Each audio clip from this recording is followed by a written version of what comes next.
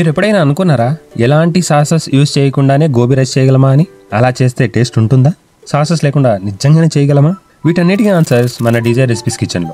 ఈరోజు చాలా టేస్టీగా తినే కొద్దీ తినాలనిపించే the best and ultimate street style original gobi Manchurian fried rice తెచ్చేసాను. అలాగే ఇక్కడ కుకింగ్ చేసే టైంలో స్పెషల్ ఇంగ్రీడియంట్స్ యాడ్ చేశాను. అది మాత్రం అస్సలు మిస్ అవ్వద్దు. టేస్ట్ ని నెక్స్ట్ లెవెల్లోకి తీసుకెళ్లేది ఆ ఇంగ్రీడియంట్సే. ఒక్కసారి తిన్నారంటే మళ్ళీ మళ్ళీ అడిగి చేయించుకుంటారంటే నమ్మండి. ఎక్కడా మిస్ అవ్వకుండా కంప్లీట్ గా చూడండి. నేను గోబీ కోసం ఒక ఫుల్ కాలీఫ్లవర్ ని తీసుకుంటున్నా.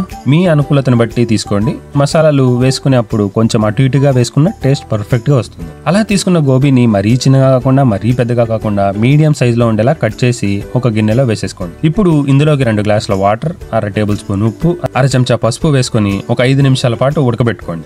మీడియం సైజ్ లోనే ముక్కలు ఎందుకు అంటే బాగా ఉడుకుతాయి అండ్ ఆయిల్లో ఫ్రై చేసేటప్పుడు క్రంచీగా వస్తాయి, లేదంటే పచ్చి పచ్చిగానే ఉండిపోతాయి. ఇందులోకి పసుపు వేయడానికి ఒకటే రీజన్ అండి, కాలీఫ్లవర్ లో ఏదైనా డ్యామేజ్ ఉన్నా ఏమైనా బ్యాక్టీరియా ఉన్నా పసుపు వాటిని అరికట్టడానికి యూజ్ అవుతుందని. మీకు వద్దనిపిస్తే వేసుకోవాల్సిన అవసరం లేదు, ఇట్స్ ప్యూర్లీ ఆప్షనల్. అవి ఉడికే గ్యాప్ లో ఉడికించుకున్న అన్నం ఇలా విడివిడిగా చేసి చల్లారనివ్వండి.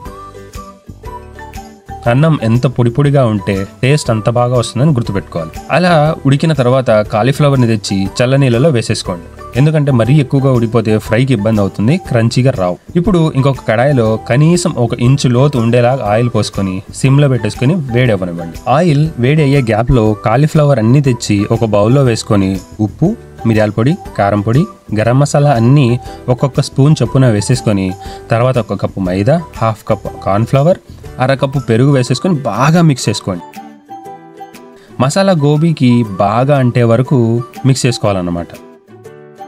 ఫ్లవర్స్ అన్ని ఒక్కొక్కటిగా ఆయిల్లోకి వేసేయండి. కడాయిలో ఎన్ని పడతాయో అన్నే వేయండి. కనీసం ఒక 2 ఎక్స్ట్రా పట్టేంత గ్యాప్ ఉంచుకున్నా పర్లేదు, బాగా వేగుతాయి. అలా లో ఫ్లేమ్లో ఉంచి ఇలా గోల్డెన్ బ్రౌన్ కలర్ వచ్చే వరకు డీప్ ఫ్రై చేసుకోవాలి. అప్పుడే క్రంచీగా ఉంటాయి. మరీ ఎక్కువగా ఫ్రై చేయకండి, చేదుగా అయిపోతాయి. ఇప్పుడు ఇంకొక కడాయి తీసుకొని అందులో 2 నుంచి 3 స్పూన్ల ఆయిల్ వేసుకొని 1 రెమ్మ కరివేపాకు, 2 పచ్చిమిరపకాయలు ఇలా సగం కట్ చేసి వేయించుకోండి.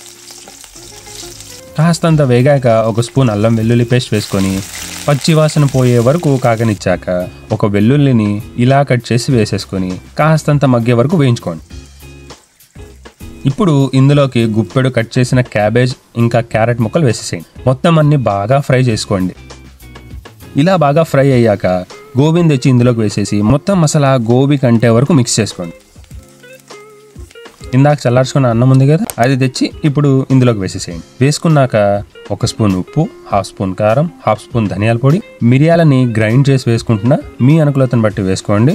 మిరియాల పొడి వేసుకున్నా సరిపోతుంది. మొత్తం మసాలా ఇంకా గోబీ అన్నంతో బాగా కలిసే వరకు టాస్ చేసుకోండి.